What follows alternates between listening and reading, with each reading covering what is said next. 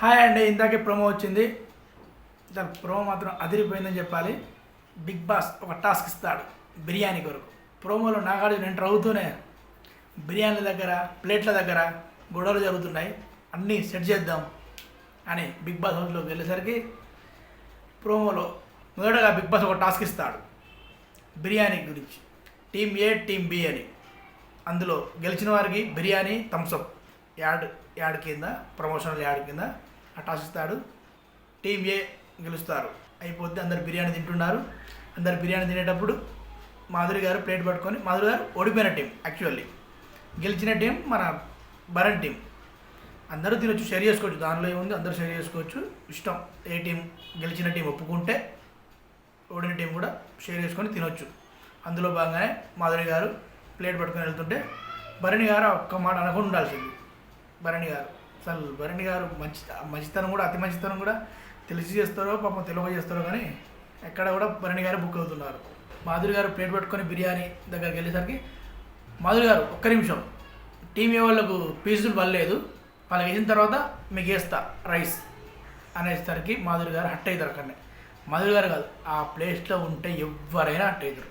మనం ఒక ఫంక్షన్కి వెళ్ళాం అనుకోండి, చిన్న ఫంక్షన్కో పెద్ద ఫంక్షన్కి వెళ్ళినప్పుడు ప్లేట్ పట్టుకొని అన్నంగా నిలబడ్డప్పుడు తర్వాత రండి అని చెప్తే అసలు ఆడ ఉంటుంది బాధ. ఎవరికైనా ఎంత చిన్నోనికైనా పెద్దోనికైనా, చిన్న పిల్లగాడు కూడా ఎంబడ ముఖం మాడిపోద్ది, అలాంటి బాధ.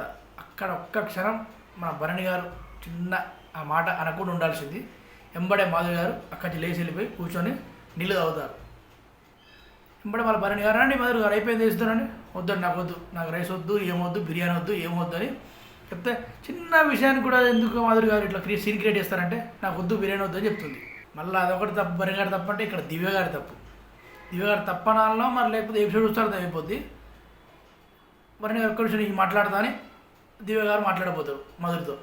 మాధురి, నేను ఆ భరణి గారితో మాట్లాడతాను, ఆయన ఎక్స్ప్లెయిన్ చేస్తాను, నీకు మధ్యలో అవసరం అంటే నేను క్యాప్టెన్గా ఒక మాట చెప్తానంటే తల్లి నీకు దండం అని అక్కడి నుంచి మాధురి లేచి వెళ్ళిపోతుంది. భరణి గారు మాట్లాడతాను, నేను అనవసరంగా ఇన్వాల్వ్ అవ్వద్దని దివ్య చిన్న అనుకుంటే అయిపో, అంటే కంక్లూజన్ అయిపో, ఒక పని అయిపో అని లేచి వెళ్ళిపోతుంది. అక్కడ చూస్తే తనుజ గారి ఫేస్ ఎక్స్ప్రెషన్ దివ్య మీద ఫుల్ కోపంతో ఉంటుంది. ఎందుకంటే అక్కడ భరణి మాధురి ఆర్గ్యుమెంట్ జరుగుతుంది.